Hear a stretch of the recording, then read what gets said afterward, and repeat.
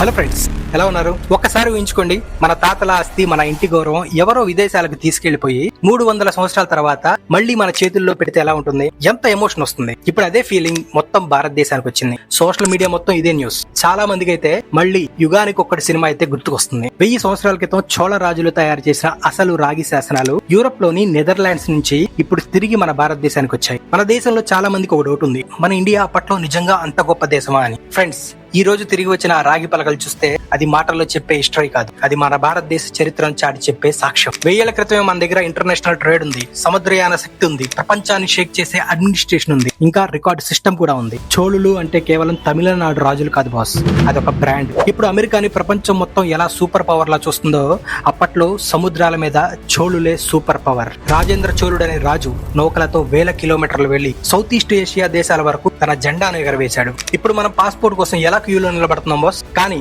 1000 ఏళ్ల క్రితం మన వాళ్ళు సముద్రాన్ని దాటి ప్రపంచంతో వ్యాపారం చేశారు. అంటే ఆలోచించండి మన వాళ్ళ విజన్ ఏ రేంజ్ లో ఉందో. ఇప్పుడు తిరిగి వచ్చినవి ఏంటి? 24 రాగి పలకలు, వాటిలో రాజా ఆదేశాలు, భూముల దానాలు, దేవాలయ వివరాలు, బౌద్ధ మఠాలకు ఇచ్చిన విరాళాలు, సహాయాలు, ఇంకా పరిపాలనా సమాచారం అన్ని కూడా చక్కగా చెక్కబడ్డాయి. ఇంకొక షాకింగ్ విషయం ఏంటంటే అవి ఎక్కువగా తమిళ భాషలోనే ఉన్నాయి. అంటే 1000 ఏళ్ల క్రితమే తమిళం అనేది ఒక పవర్ఫుల్ అడ్మినిస్ట్రేషన్ లాంగ్వేజ్. మన ఊళ్ళలో ఇప్పటికీ కొంతమంది అంటూ ఉంటారు, ఆ భాషదే ఉందిలే అని. కానీ ఫ్రెండ్స్, మన భాషలు కేవలం మాట్లాడడానికి కాదు, అవి మన నాగరికతను నిలబెట్టే ఆయుధాలు. అదే ఈ రాగి శాసనాలు నిరూపించాయి. అలా అని భాష కోసం కొట్టుకోవడం కాదు బాస్, భాష అనేది మనిషిని కలపడానికి ఒక వారధి లాంటిది. మరి ఇవి నెదర్లాండ్స్ కి ఎలా వెళ్ళాయి? అదే అసలు టెస్ట్ బాస్. 1700 కాలంలో డచ్ వాళ్ళు నాగపట్నం ప్రాంతాన్ని కంట్రోల్ చేసేవాళ్ళు. ఆ టైంలో ఈ శాసనాలు యూరప్ కి అయితే వెళ్లిపోయాయి. ఆ తర్వాత నెదర్లాండ్స్ లోని లైడెన్ యూనివర్సిటీలో వాటిని భద్రపరిచారని కొంతమంది అంటున్నారు, దొంగలించారని కొంతమంది అయితే అంటున్నారు. వాటికి సంబంధించిన సరైన ప్రూఫ్ అయితే చరిత్రలో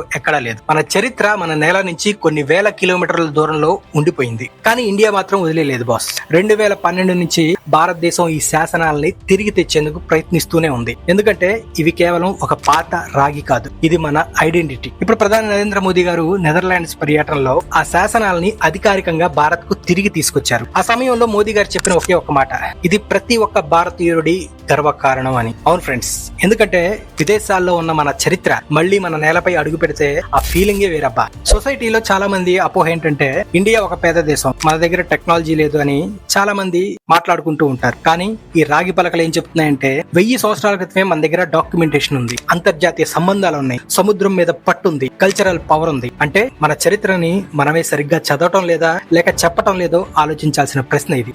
అక్బర్, షాజహాన్ లాంటి వాళ్ళ కథల గురించి రాయటానికే పుస్తకాల్లో పేజీలు సరిపోకపోతే ఇక మన చరిత్రకు రాయటానికి పేజీలు ఎక్కడి నుంచి వస్తాయి బాస్? ఒకసారి ఆలోచించండి. 1000 సంవత్సరాల క్రితం ఒక రాజు ఇచ్చిన ఆదేశం రాగిపై చెక్కబడి సముద్రాలు దాటి యూరప్ లో శతాబ్దాలు గడిపి ఇప్పుడు మళ్ళీ మన భారతదేశానికి చేరుకుంది. ఇది కేవలం రాగి పలకల ప్రయాణం కాదు, ఇది భారత నాగరికత తిరిగి తన గౌరవాన్ని పొందిన క్షణం. చోళ రాజుల నౌకలు ఒకప్పుడు సముద్రాలను జయించాయి. ఈ రోజు వారి చరిత్ర ప్రపంచానికి మరొకసారి గుర్తు చేసింది. మన చరిత్ర పుస్తకాల్లో లేకపోవచ్చు బాస్, ప్రపంచ మ్యూజియం లో ఇప్పటికీ పదిలంగా ఉన్నాయి. ఇటువంటి ఇంట్రెస్టింగ్ టాపిక్స్ కోసం మన ఛానల్ ని సబ్స్క్రైబ్ చేయండి. మరొక ఇంట్రెస్టింగ్ టాపిక్ తో మళ్ళీ మిమ్మల్ని కలుసుకుంటాను. Thanks for watching.